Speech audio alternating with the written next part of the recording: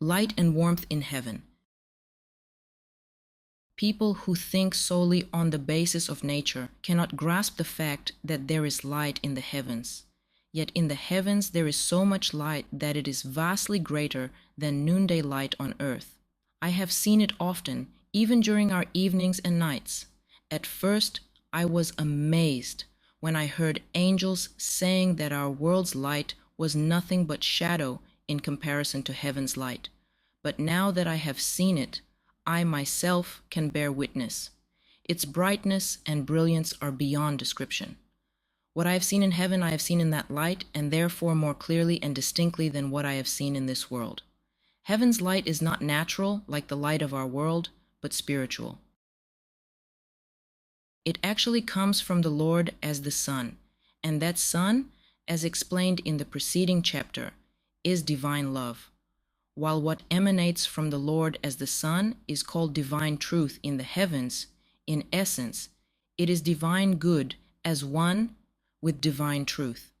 This is the source of light and warmth for angels. They get their light from the divine truth and their warmth from the divine good.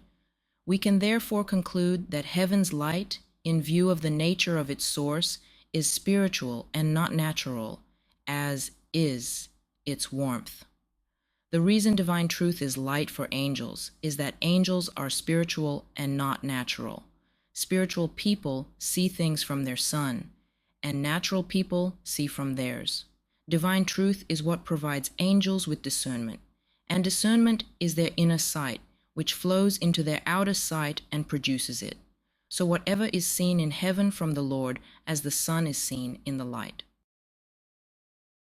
Since this is the source of light in heaven, it varies depending on the acceptance of divine truth from the Lord, or which amounts to the same thing, depending on the intelligence and wisdom angels participate in.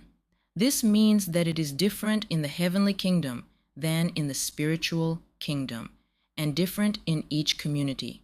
The light in the heavenly kingdom looks fiery because the angels who are there accept light from the Lord as the sun.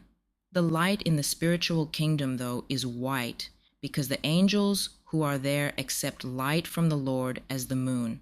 Further, the light is not the same in one community as in another. It even differs within each community. People in the middle are in more light, and people round about are in less. In short, to the extent to which angels are open to divine truth, that is, participate in intelligence and wisdom from the Lord, they have light. This is why heaven's angels are called angels of light. Because the Lord in the heavens is divine truth, and divine truth there is light, the Lord is called light in the word, as is the truth that comes from him. Note the following passages. As long as I am in the world, I am the light of the world. Jesus said, "For a little while longer the light is with you. Walk while you have the light, to prevent the darkness from overtaking you. While you have light, believe in the light, so that you may be children of light. I have come as a light into the world, so that anyone who believes in me may not remain in darkness. Light has come into the world, but people loved darkness more than light." John said of the Lord, "His is the true light that enlightens everyone. The people that sit in darkness will see a great light. And for those who were sitting in the shadow of death, a light has risen. I will make you a covenant of the people, a light of the nations. I have established you as the light of the nations so that you may be my salvation to the end of the earth. The nations that have been saved will walk toward his light. Send out your light and your truth. Let them lead me." In these and other passages, the Lord is called light by reason of the divine truth that comes from him, and that truth itself is called light as well. Because the Lord as the sun is light in the heavens, when he was transfigured before Peter, James, and John, his face shone like the sun, and his garments as light, sparkling and white as snow, as no fuller on earth could bleach them. The reason the Lord's garments looked as they did was that they were images of the divine truth that comes from him in the heavens. Garments, in the word, mean truths as well. So it says in David, Jehovah, you clothe yourself with light as a garment. It stands to reason that the light in the heavens is spiritual, and that that light is divine truth, when we consider that we also have spiritual light, and that we have enlightenment from it to the extent that we participate in intelligence and wisdom on the basis of divine truth. Our spiritual light is the light of our discernment, whose objects are things true that it arranges in order by a process of analysis and forms into relationships, and from which it draws a series of conclusions. Natural people are unaware that the light that enables us to see such things is a real light, because they do not see it with their eyes or notice it with their thoughts. Still, many people do recognize it and also distinguish it from the natural light in which they find themselves when they are thinking naturally and not spiritually. People are thinking naturally when they are focusing solely on this world and attributing everything to nature. They are thinking spiritually, however, when they focus on heaven and attribute everything to the divine. I have often been allowed to perceive that the light that illuminates the mind is a true light, quite different from the light that we call natural light. I have also been allowed to see it. I have been gradually elevated into that light inwardly, and as I was raised up, my discernment was enlightened to the extent that I could grasp what I had been unable to grasp before, ultimately things that could in no way be comprehended by thought from natural light. At times I have resented the fact that they were incomprehensible in natural light, when they were so clearly and plainly perceived in the heavenly light. Since our mind does have light, we speak of it much as we do of our eyes. For example, that it sees and is in the light when it grasps something, and that it is in darkness and shadows when it does not. And there are many other similar sayings. Since heaven's light is divine truth, that light is also divine wisdom and intelligence. Consequently, being raised into heaven's light means the same thing as being raised into intelligence and wisdom and being enlightened. So too, light among angels is at exactly the same level as their intelligence and wisdom. Since heaven's light is divine wisdom, people are recognized in heaven's light for what they really are. Everyone's inner nature shines forth from the face just as it is, with nothing whatsoever concealed. Further, the more internally minded angels love to have everything within them visible, because they do not intend anything but what is good. It is different for people who are below heaven and do not intend what is good. They are profoundly afraid of being seen in heaven's light. Remarkably, people in hell look human to each other, but in heaven's light they look like monsters with frightful faces and bodies in the exact form of their evil. We have a similar appearance as to our spirits when angels look at us. If we are good, we look like handsome individuals in accord with our goodness. If we are evil, we look like monsters, misshapen in accord with our evil. We can see from this that everything is clear in heaven's light. It is clear because heaven's light is divine truth. Since divine truth is the light in the heavens, all true things are luminous there wherever they occur, whether within an angel, outside of an angel, within the heavens, or outside of the heavens. Still, the truths outside the heavens do not shine the way the truths inside the heavens do. The truths outside the heavens shine coldly, like something snowy, without warmth, because unlike truths within the heavens, they do not derive their essence from what is good.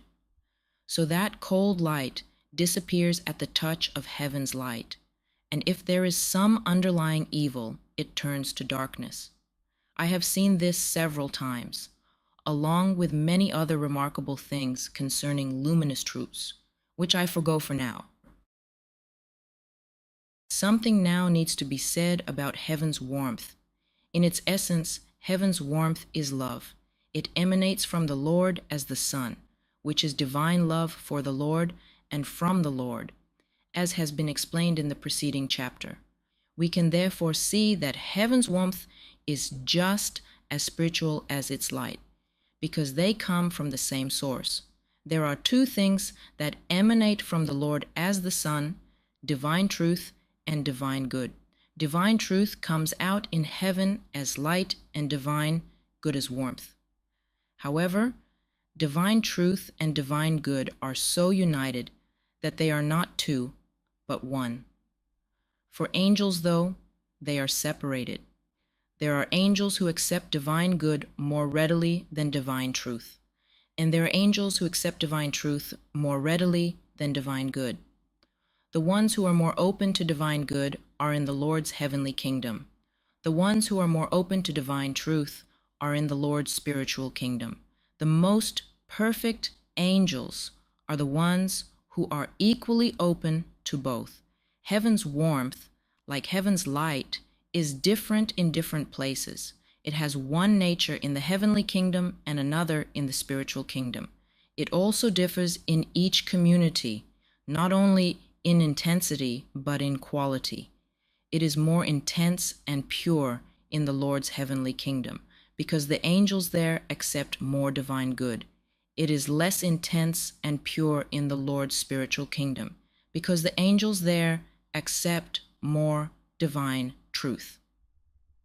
In each community, it varies depending on people's receptivity. There is also warmth in the hells, but it is unclean. The warmth in heaven is meant by sacred and heavenly fire, and the warmth of hell by profane fire and hellfire.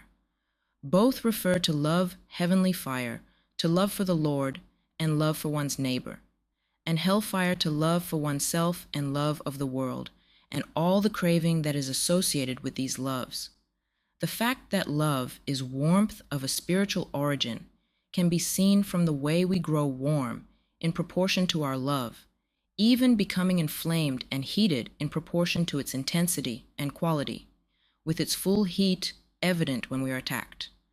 This is why it is usual to talk about inflaming, heating up, burning, boiling, and kindling when we are talking about either the affections of a good love or the cravings of an evil love.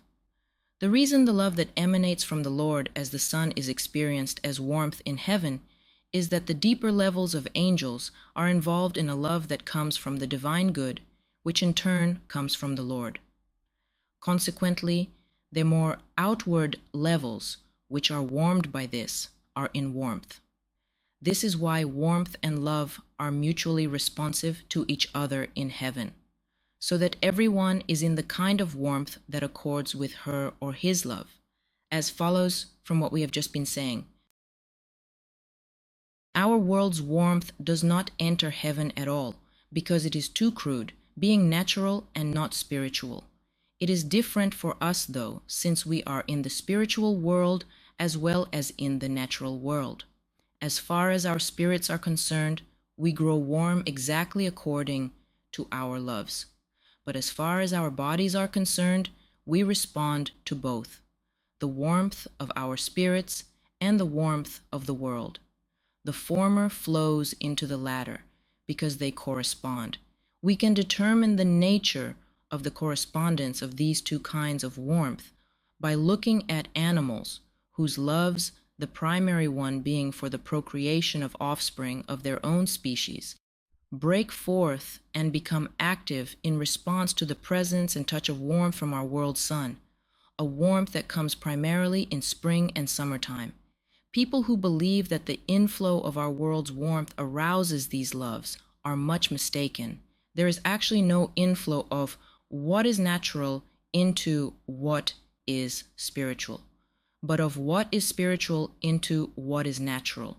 This latter inflow is of the divine design, while the former would be contrary to the divine design. Like people on earth, angels have discernment and volition. Heaven's light produces their cognitive life because heaven's light is divine truth and the divine wisdom that comes from it, while heaven's warmth produces their volitional life because heaven's warmth is the divine good and the divine love that comes from it. The quintessential life of angels is from the warmth, but not from the light, except to the extent that there is warmth in it. We can see that life comes from the warmth, because when the warmth is taken away, life dies. It is the same for faith without love or for truth without goodness.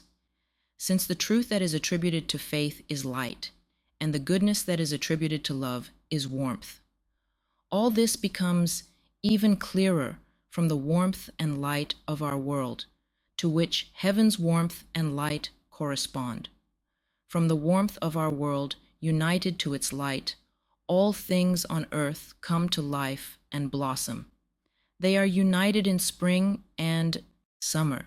However, nothing comes to life or blooms from light separated from warmth. Everything languishes and dies. They are disunited in winter when the warmth is gone but the light remains. It is from this correspondence that heaven is called a paradise, because there the truth is united to the good, or faith to love, as light is united to warmth in springtime on earth. This gives even clearer support to the truth discussed above, that the Lord's divine nature in heaven is love for him and thoughtfulness toward one's neighbor.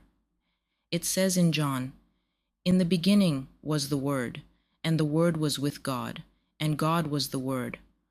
All things were made by means of him, and without him nothing was made that was made. In him was life, and the life was the light of humankind. He was in the world, and the world was made by means of him, and the Word was made flesh, and dwelt among us, and we saw his glory." John 1:1, 3, 4, 10, 14. It is clear that the Lord is the one who is meant by the Word, since it says that the Word was made flesh. Precisely what is meant by the Word, though, is not yet known and must therefore be stated. The Word in this passage is the divine truth that is in the Lord and from the Lord. So here it is also called the light, which is divine truth, as has been shown earlier in this chapter. Now we need to explain the statement that all things were made and created by means of divine truth. In heaven, it is divine truth that possesses all power, and apart from it, there is no power whatever. All angels are called powers because of divine truth, and are powers to the extent that they are recipients or vessels of it. Through it, they prevail over the hells and over all who oppose them. 1,000 enemies there cannot bear one ray of heavenly light, which is divine truth. Since angels are angels because of their acceptance of divine truth, it follows that all heaven is from this source and no other, since heaven is made up of angels. People cannot believe that this kind of power is inherent in divine truth if the only concept of truth they have has to do with thought or speech, which have no power in them except to the extent that other people concede it by being obedient. There is an intrinsic power within divine truth, though power of such nature that by means of it, heaven, the world, and everything in them was created. We can illustrate the fact that this kind of power is inherent in divine truth by two comparisons: by the power of what is true and good in us, and by the power of light and warmth from the sun in our world.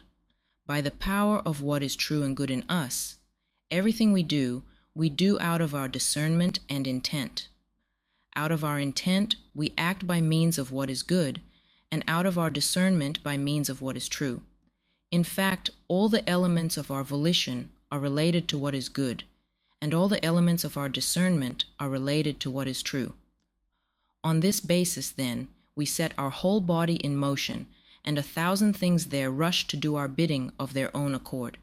We can see from this that our whole body is formed for obedience to what is good and true, and therefore from what is good and true, by the power of light and warmth from the sun in our world.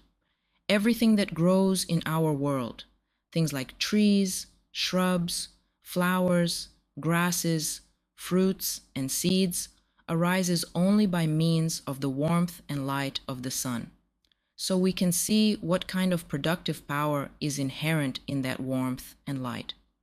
What about the divine light that is divine truth, then, and the divine warmth that is divine good, the source from which heaven comes into being, and consequently the world as well, since, as we have shown above, it is through heaven that the world comes into being. This enables us to determine how to understand the statement that all things were made by means of the Word, and that without him nothing was made that was made, and further, that the world was made by means of him, namely, that this was accomplished by means of divine truth from the Lord. This is also why in the book of creation it first mentions light and then the things that arise from light. It is also why everything in all heaven and earth has to do with what is good and true and to their union, if it is to be anything at all. It should be realized that the divine good and divine truth that come from the Lord, as the sun in the heavens, are not in the Lord, but are from him. All that is in the Lord is divine love, which is the reality from which divine good and truth become manifest. Becoming manifest from reality is what emanating means. This too can be illustrated by comparison with our world sun. The warmth and light in our world are not in the sun, but are from it. In the sun, there is nothing but fire, and warmth and light become manifest and emanate from it. Since the Lord as the sun is divine love, and divine love is the essential divine good, the divine that emanates from him, his divine nature in heaven, is called divine truth for the sake of clarity, even though it is divine good united to divine truth. This divine truth is what is called the holy that emanates from him,